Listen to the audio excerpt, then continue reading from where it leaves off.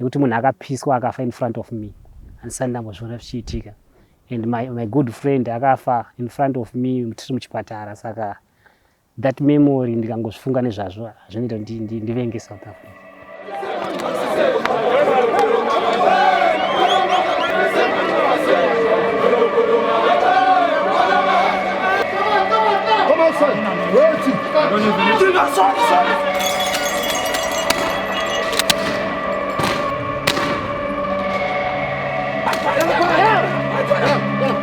Put him in the van.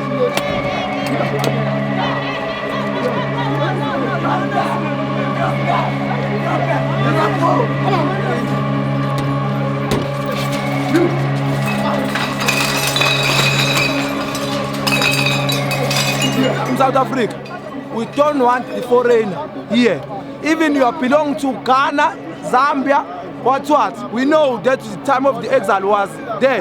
But now, we don't want anyone here. Because they say we're coming here for work. Who say we don't have a talent to work here? Many people of here in South Africa are suffering because of this fucking shit.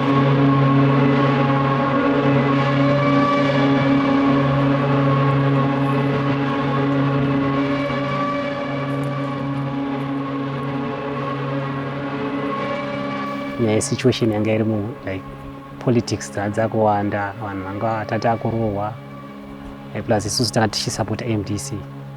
Saka takazingita vamwe vanhu vanga vatargeted, saka takabva tazochamba border tichienda kuSouth Africa. Ndo patakatangira kuvaka.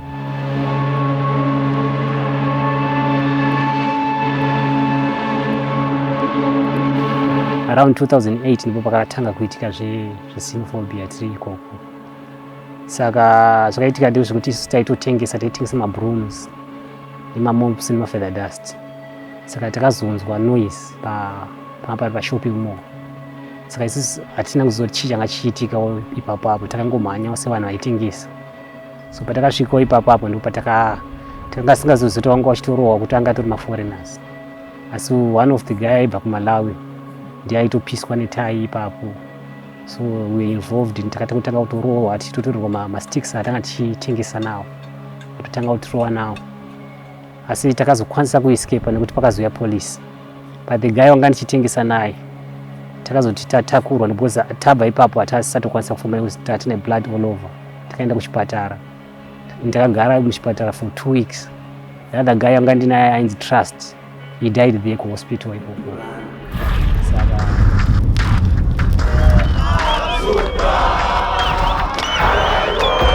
Most of us, we just managed to get out of our shop with whatever clothes we were wearing, you know.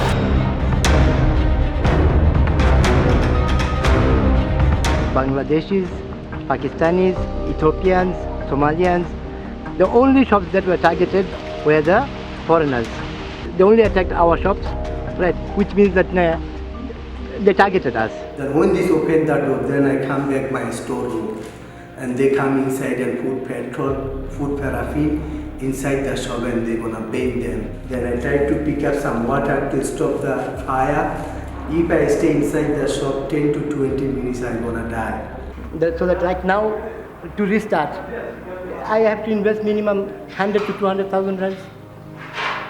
Minimum. You can see the condition of the building, windows, everything they have broken. Everything. Whatever they could take, they have taken. Whatever they could not take, they just broke and went away.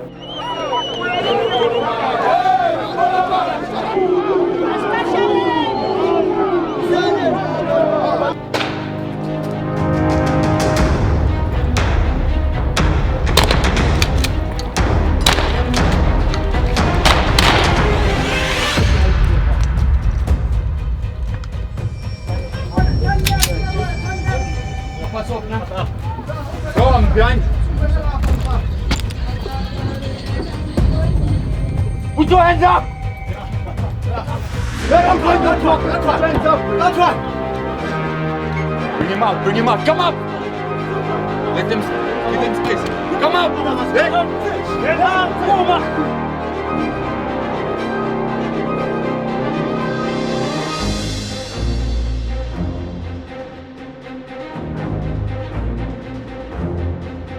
one, they killing our people, youth, with the nyaupe and what's what. People that have graduated, they go to UK with this man. Now, after that, they're sleeping.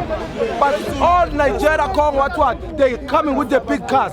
Where they get the man, they're selling drugs. And this government is behind them. But trust me, South African, you guys are sitting on a time bomb. Trust me. You're sitting on a time bomb. If foreigners leave this country, you guys are going to suffer. Wait that battery, wait, they started one. See, I'm for you. The people working here, they are South Africans. I pay my tax. People gave me a license to open business. I swear to God, I will make sure I will die for my people. I'm not scared of anything. I will make sure I die for my people. These people, they are not, when they are doing this thing, they don't do it when we are here. They do it when everybody is sleeping. Understand me? So even if they phone you in the night that something is happening, you are scared to come out because it's in the night. You can't come out alone to come and fight a bunch of people.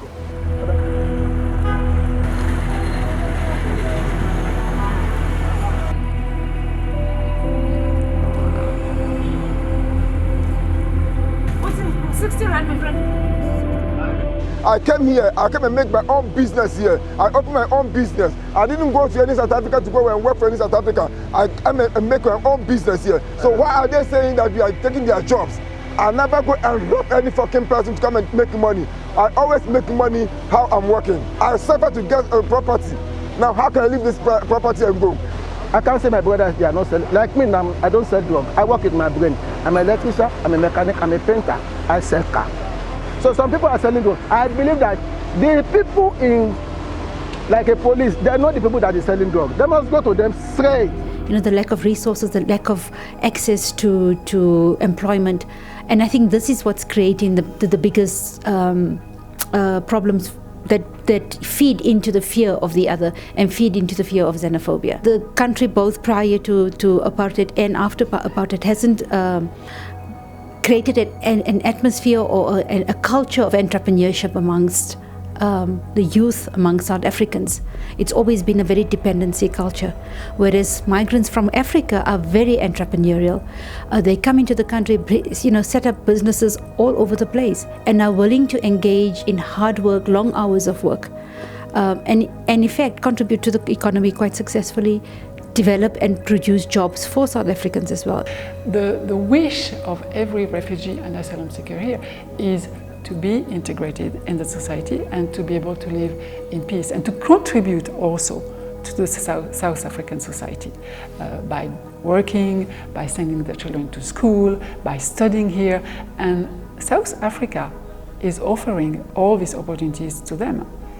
So that's something also we shouldn't forget. You know, South Africa has always been heaven, a safe place for foreigners coming here. There is a tradition, a humanitarian tradition in this country of hosting people and taking care of them.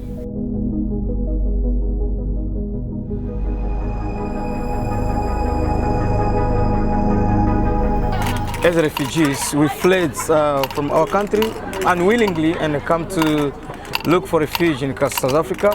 We hope and thought South Africa is going to be our new home. It's going to be a good place to stay.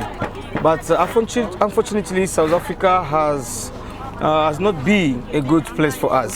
From, let's say, from Home Affairs, when you come from Home Affairs, the way they treat you as a refugee is very horrible, very, very, very bad. They push you like a dog, they push you like no human being, they push you like somebody who doesn't have any value at Home Affairs. Many people, they stay in the situation of asylum seeker for 20 years. I never see any country when people can stay in quite long in an asylum seeker, only South Africa. And I never see a country that people can use a A4 page paper to be a documentation like an ID.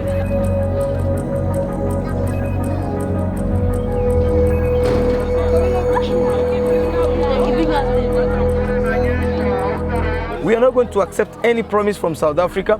We need the UNHCR to take us out from South Africa, to take us where we can have at least a protection. At least our children can have a hope again. Here in South Africa, our children, they don't have a hope, brother. They don't have a hope. No. But you can take for you. Take. Finish. There's more left, eh?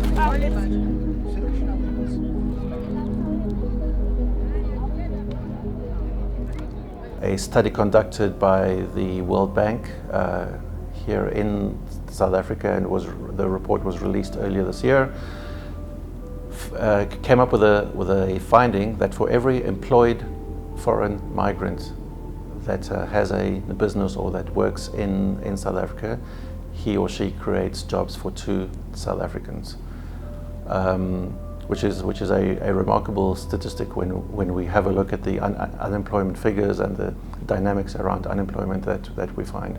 My company has like 10 staff. Among all these 10 staff, they are all South African. They are all South African. It's just me alone and my partner that is in Nigeria. Then what else do you guys want us to do? We create job. We came to create job for them. We're not like stealing job from them, because we are creating. Right in the city center, you keep unemployed people. So what do you expect them to do? Because they need to eat, they need to sleep, they need to survive, they need better life, you know. So they have to come and steal on those who are working. We haven't taken anybody's job. I'm telling you. If you like, let's leave this place for them. 1,000 years. Nobody can work. Nobody can work. If you don't have a skill, you can't work. I think that the argument that the remittances being sent out of the country is actually larger than it's coming in is quite false. There's actually quite a development and growth within the economy as a whole. So for example, if you just go to a suburb like Fortsburg, and if you look at the migrant networks in there and the migrant-owned businesses in that particular, how it's actually revived Fortsburg, which was at one stage between 1994 and 2000 actually going down. They have recreated a whole new economy there. South Africans of all nationalities actually come over there from all over Gauteng on a weekend to simply imbibe the vibe of Fortsburg. And the problem is that when migrants have come in, so South Africans haven't necessarily extended the hand across to welcome them into the country, because they see them as a threat. And the problem with that is that therefore migrants have tended to retreat into these enclaves precisely as you have said, as a protective measure, to protect themselves, but also to draw on the networks of so the social capital networks, the financial networks, the human capital networks that they have there.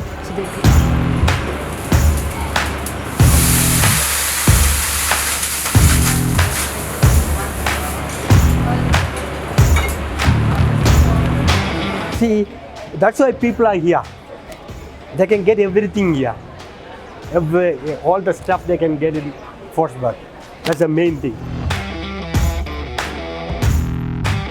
We got mostly South African, then we got foreigners as well. But obviously our chefs are all from India.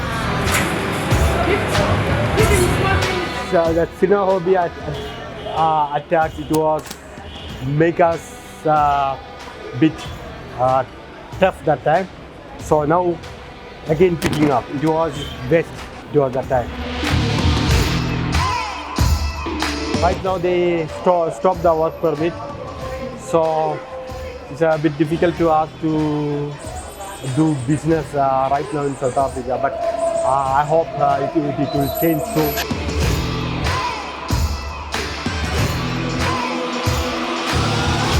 For the 2016 to 2021 period, so these numbers are over a 5-year period, we indicated that there would be a net migration of slightly over 1 million persons into Gauteng,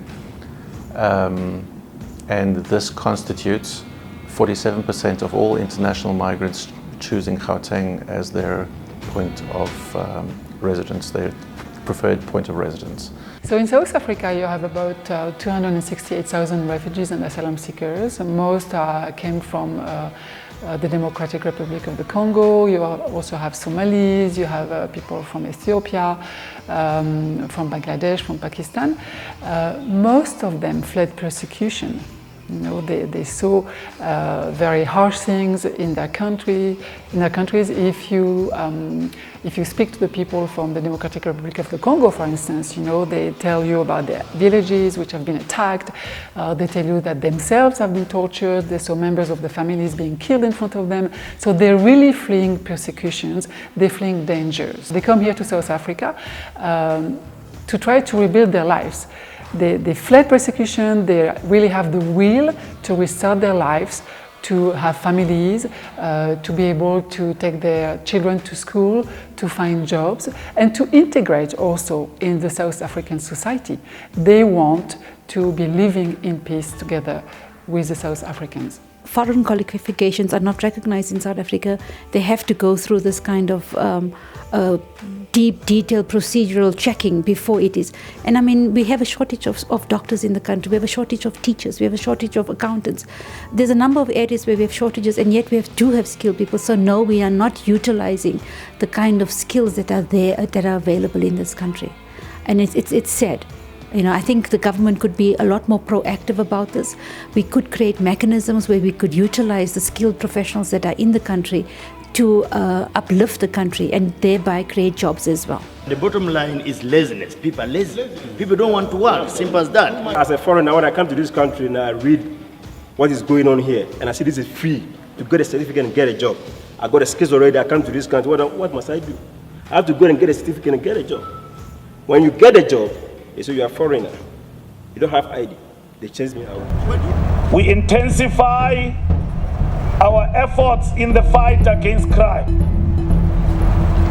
From here, Operation Fiela 2, as sanctioned by Cabinet, will be in full swing. Which passport is this one? This one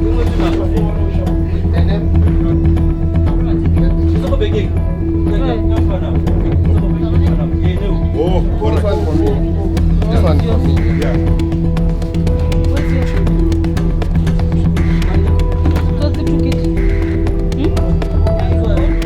Where's your passport? Hey, where's your passport? You don't have a passport. You? Why were you hiding? Why are you looking? I was hiding for passport. But you have your passport. Yeah, I have. This is mine. Why didn't you open for us? We were scared. Scared of what? Scared for what? Yeah, but it's valid. Yeah, you're right. It's for me.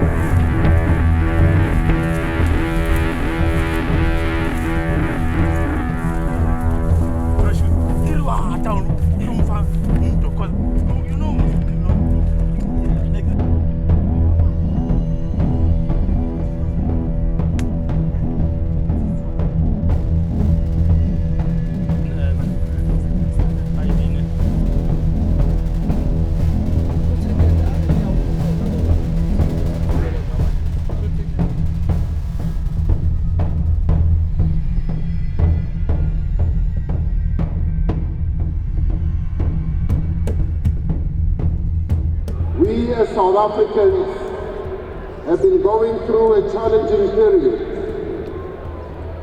We have had acts of violence erupting in some parts of our country, some of which was directed at nationals from other African countries. I stand before you as a fellow African to express my regret and to apologize for what has happened in our country.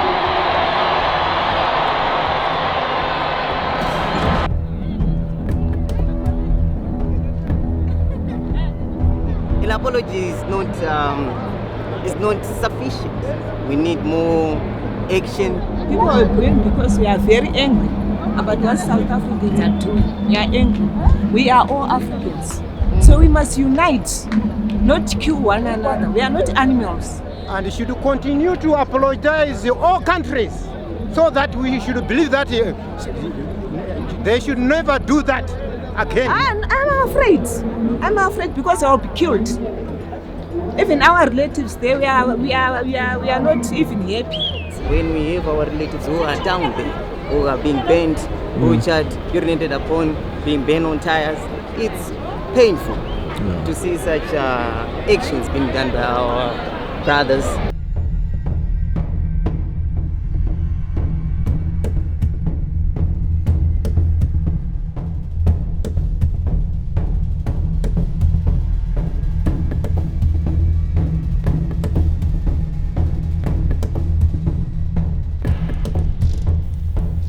That situation aindiite zvakanaka nekuti zvandakaona even pa TV pandakanzwa kuti kune xenophobia handisati ndambotarisa TV because I'm afraid kuti ndinoita the memories dzedza ndakaona zvinodzoka. Saka pesi ndongonzwa kunzi kune xenophobia ndosaka ndiri kusango kuno kuti even the news ndongonzwa vanhu vachiita sei vachitaura but kwandiri I don't think ndogona kusvikangana muupenyu.